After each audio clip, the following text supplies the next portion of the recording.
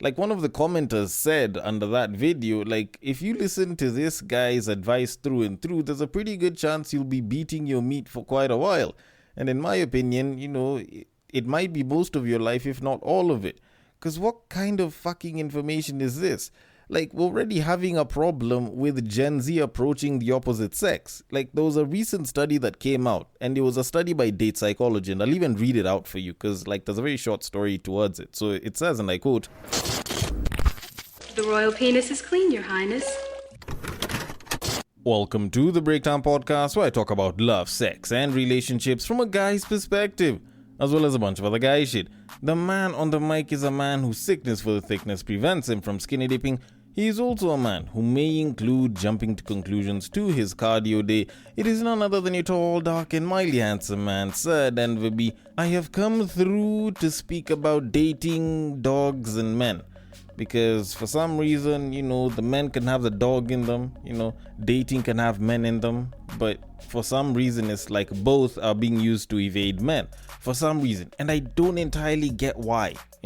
All three can coexist and has actually made for a particularly great recipe, more so for women.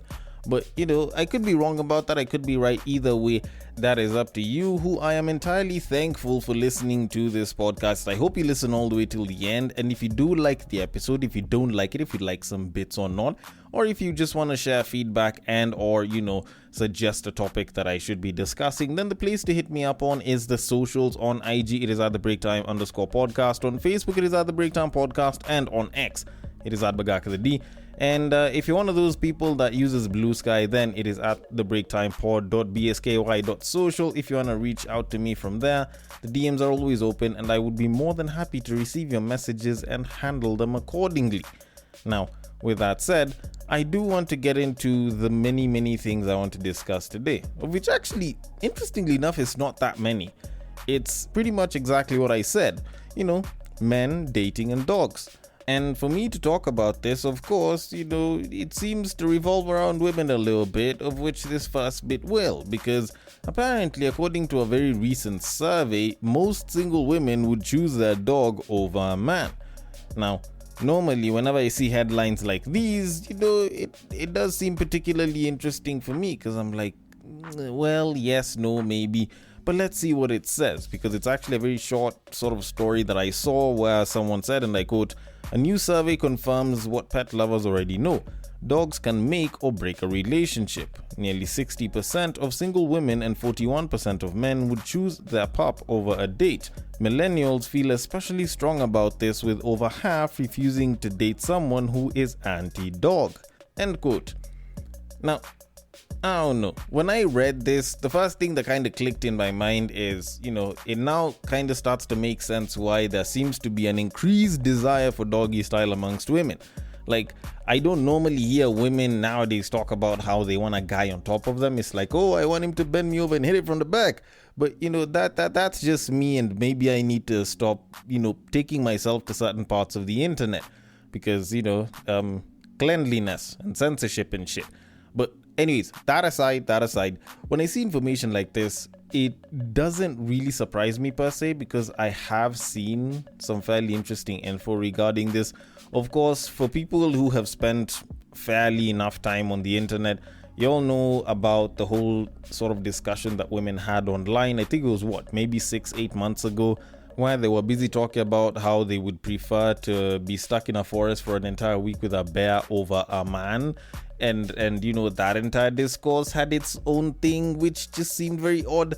And, you think about it, dogs are almost like a happy medium, because they're not as wild as bears, and you can keep them at home so you don't have to be in the forest. And they're actually insanely loyal.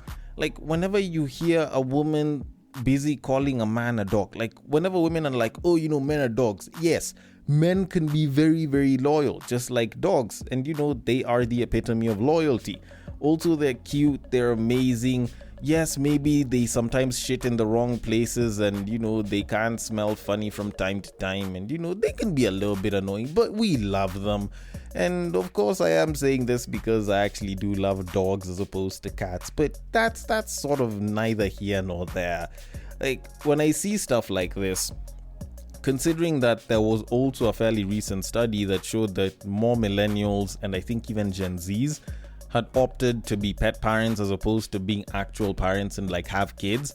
And it's this sort of phenomenon, and it's like, oh, like apparently millennials want to have a dog or want to have a cat as opposed to having kids. And when I see stories like this where apparently women would much rather stay in the house with their dog as opposed to go out and date, I can kind of get why. Like, there's a certain sense of comfort that you have when you have an animal that you're taking care of, because that animal will sort of stay loyal to you. So there's a certain level of predictability but also love in it, whereby you can go out on a date and you don't know if the date's gonna be good or bad. Also, you don't know if you really like the guy or not. Like, there's a shit ton of uncertainty that I guess women would much rather avoid. And especially in today's day and age where people are very, very quickly running out of the dating market and don't want to participate in it, for both good and bad reasons, I think it's understandable at the least and predictable at best to believe that, single people would much rather spend time with a pet and, keep a pet as opposed to get into the dating market. Like, as the study does say, 60% of single women and 41% of men would choose a dog over a date. So, like, there's a certain amount of dating market fatigue that's there that is definitely leading to this. Of course, now there's the progression where now people are choosing to have pets instead of having kids, which makes things even worse. And all of this is going to lead to humanity basically engineering its own sort of extinction by just reducing on population because people don't want to have kids. And you could blame stuff like greed, capitalism, and so on and so forth. But also, like, we could have kids, we could go out, we could date, but we just hate it so much now that we're like, what, I'd much rather have a pet. Screw even having a kid, like, or even going out on a date. I'd much rather just keep a pet. And I don't know, like, it seems a bit sad. In as much as I can understand, it does still seem a bit sad. But as some very funny influencer has once said before, the worst thing that you've done for love, go out there and do it again. Because you know what? You didn't die. Your heart is still okay. So you'll probably survive it.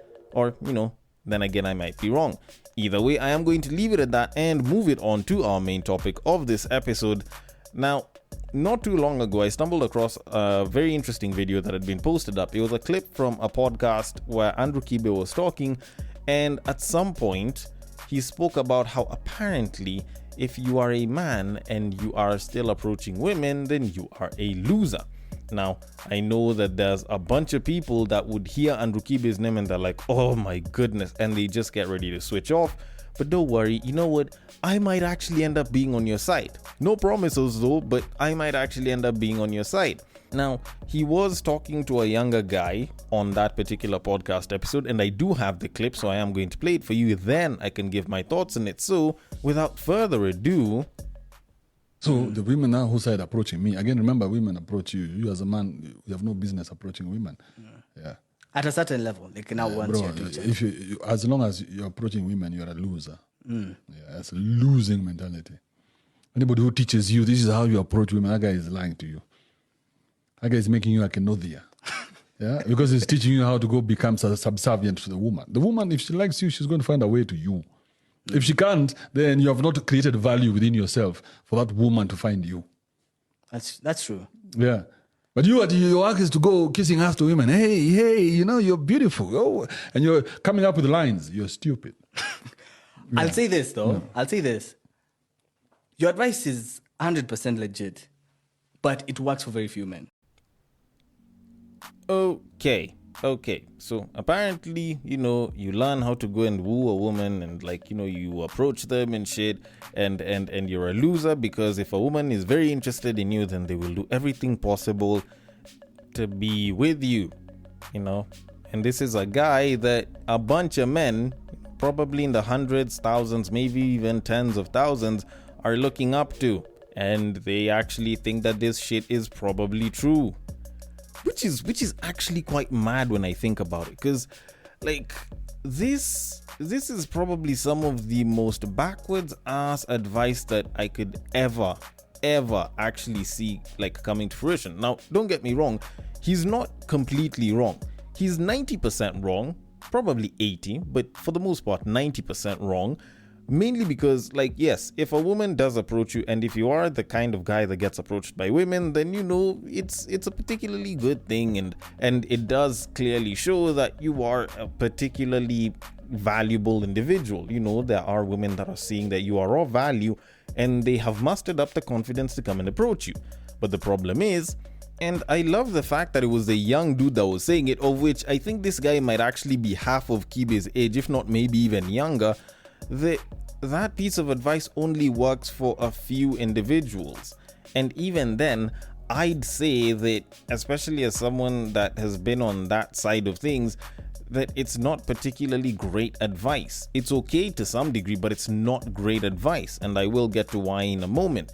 Because the main benefactors of advice like this are guys that are particularly successful. And by particularly successful, it's more on the financial end, if not particularly good looking and very aesthetically pleasing guys. And by all means, I know aesthetically pleasing is not like the entire thing, blah blah, and there are like limits to it, so you don't have to look like a bodybuilder, and you know, like that's all fine and dandy. And I think that should be a fairly general advice, of which, you know, if you didn't know it, you know, fellas, you don't need to look like a bodybuilder, just look fit to some degree, and you know, have fairly low body fat, and you should be good for the most part. Like, provided that you're an aesthetically pleasing guy, of which for the most part, if you are tall, that I think is universally liked by women. You know, sizes, that one will definitely vary based on what size of what you're looking at, or just generally. And you know, other things like, does this person have dreads? Do they have a good haircut? How do they carry themselves? How do they dress? And so on and so forth. That just relate to the aesthetics. If you do manage to look like a particularly aesthetically pleasing guy, then you will most likely get approached by women, and you know, by quite a number of women.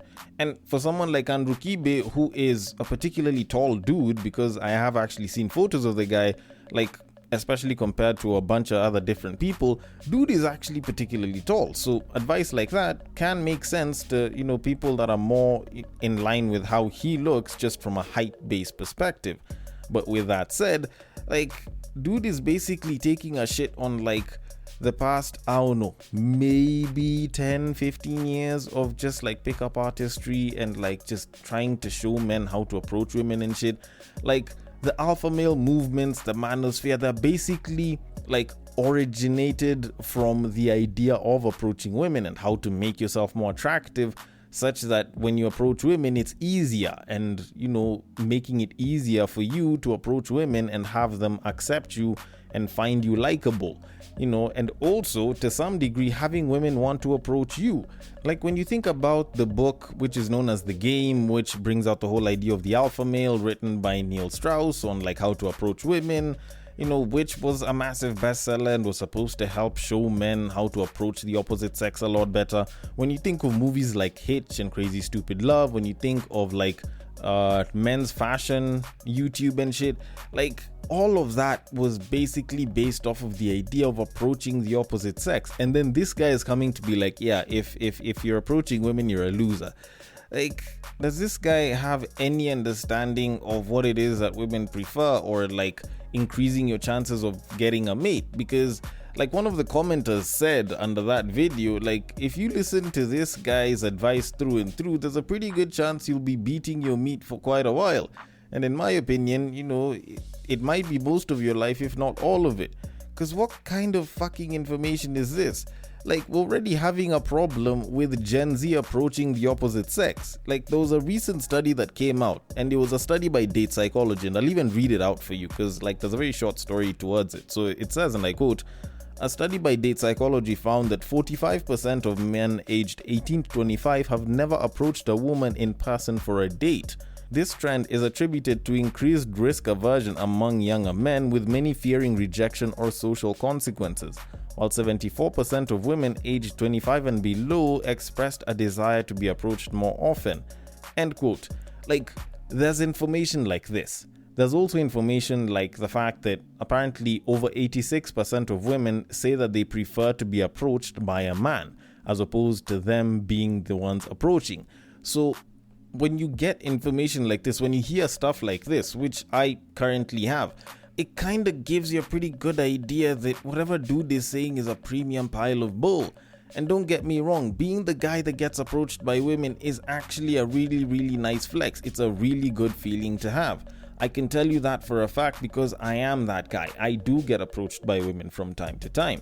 And while it is a really good feeling, approaching women as well is something that I also try to do. It's something that I would advise just about every single guy to do because for the most part, most guys may never get approached by a woman. They may have to be the ones approaching. And you know what? There's nothing wrong if you're not the guy that flexes that he gets approached by women because interestingly enough, the whole results situation might actually be favoring the guy that approaches women as opposed to the guy that gets approached by women. And it might seem like, oh, you shouldn't have to do that nowadays. You can just slide into a babe's DMs as dating apps and everything. But think about it like this. Considering that 45% of Gen Z men aged 18 to 25 are not approaching women for fear of like rejection, risk aversion, blah, blah, blah. If you are one of the guys that approaches a babe for a date, and this is like 45% have never, meaning that the number of guys that try it regularly is so tiny, considering that, you know, if 45% it's zero, then the others it's like maybe once or twice. If you're a guy that does it regularly, one, you get good at it. Two, you become part of a very, very small subset of men that can approach women in today's day and age, physically speaking, that is. Do you know how much of a flex that is? Like, yes, it's not something that you can go and brag to your friends, but internally, that's actually a pretty big flex. It's like having abs. You don't have to show everyone, but if you are among the very, very small subset of people on the planet that has visible abs showing, then you are definitely among the very, very few. Like, you are part of a singular percentile of people on this planet. And that in and of itself is actually a flex. Also, contrary to what this guy might actually think, this is actually a particularly interesting skill because, one, it's actually transferable. Like, as far as social skills is concerned, this is one of those very, very transferable skills because if you are good at raising up the opposite sex, you don't necessarily just have to do raising, but just being able to create and hold a conversation with the opposite sex, it actually translates really well into other things because if you're good at holding conversations with women and you're a guy, then that means that you can probably do the same with random men. Now, it's not like you're trying to bang them, but this can be good whenever you are trying to negotiate. It can be good whenever you are trying to organize guys together or like get new clients. If you're trying to bring in new clients, it helps you better yourself on a social level, on a business level. Hell, like this is something that just generally boosts your confidence as a guy, especially the more you practice it. So when someone is like, oh, you know, if you're a guy and you have to approach women, you're a loser. Like, look at what you're actually losing. Like, if you're the guy that waits to be approached, aren't you the loser in that particular case? Yes, you know, like I said initially, it is a flex, but you're still losing out quite a bit. And I don't think people actually understand the reality of being the guy that gets approached. And I can say it with a certain degree of certainty and with a certain degree of confidence because I have seen the benefits of approaching versus being the guy that just wants to be approached. And I can tell you for a fact, having a mixture of both is always going to be the best. But always make sure, even though you're the guy that wants to be approached, always make sure that you know how to approach the opposite sex, that you actually approach the opposite sex and you test out that skill. It's actually a dying skill in today's day and age. And the reason I emphasize on it so much, and I've discussed this on previous episodes, is the fact that we're actually losing our social skills as a people.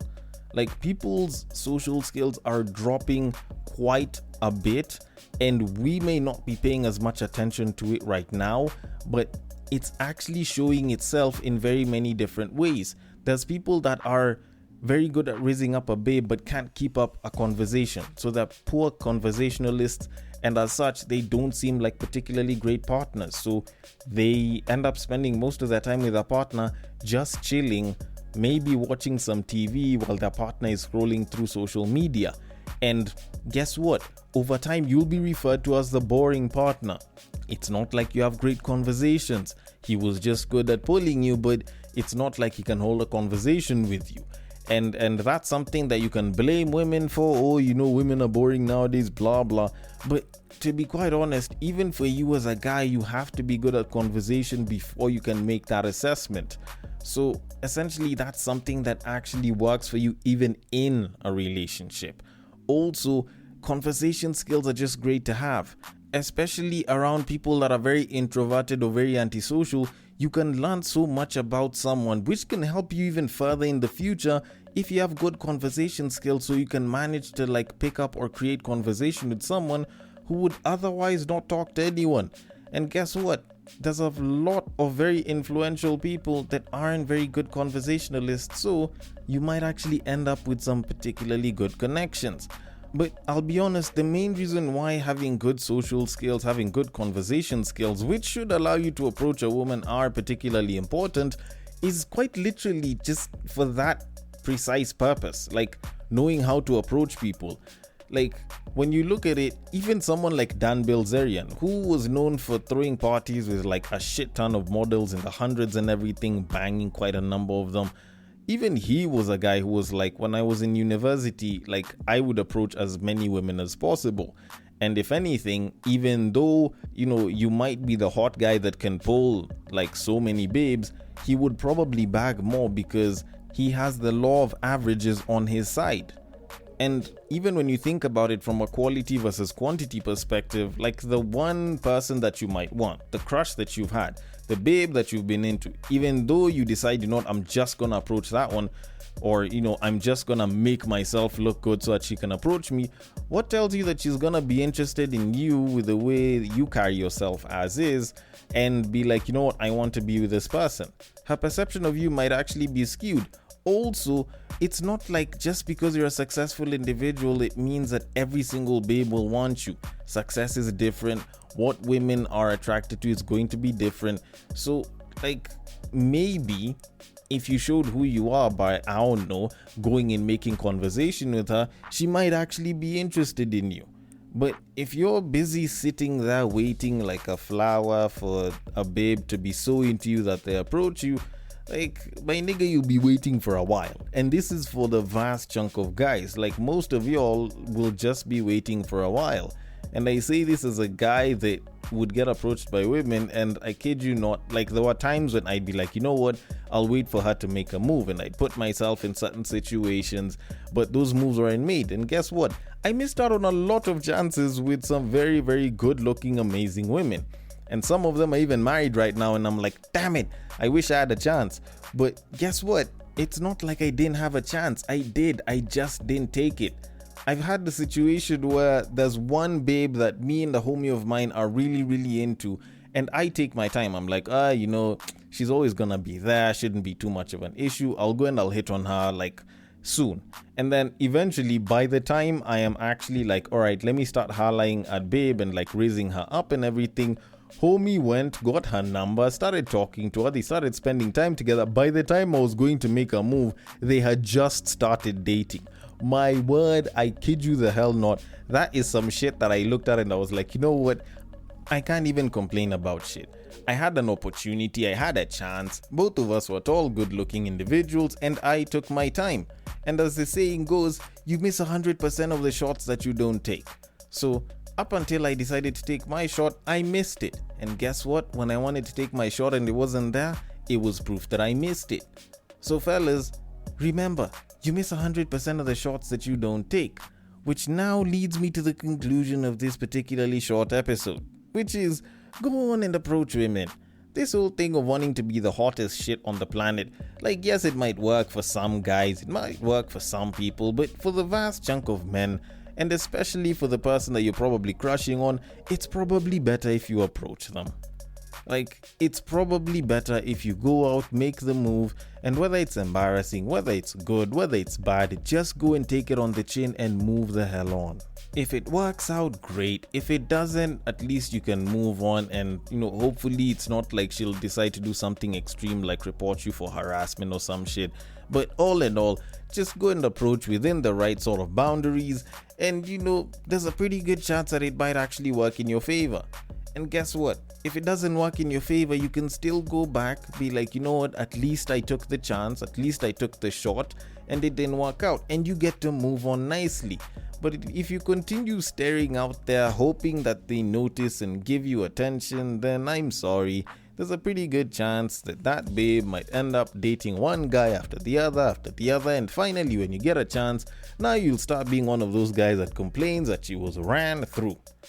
So please, fellas, go out there and approach women.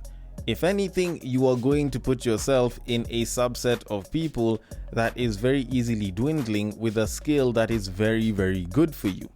Although, then again, I might be wrong about this, and maybe the DMs should be working, and maybe you should be a hot guy getting approached. Either way, I want your thoughts on it. The DMs are open. On IG, it is at the breaktime_podcast. On Facebook, it is at the breaktime podcast. And on X, it is at bagakazd. On Bluesky, it is at the breaktimepod.bsky.social. Thanks again for listening, and I will catch you guys on the next break. But what I believe is that if you put a pastor and a prostitute in one room, one is likely to convert the other.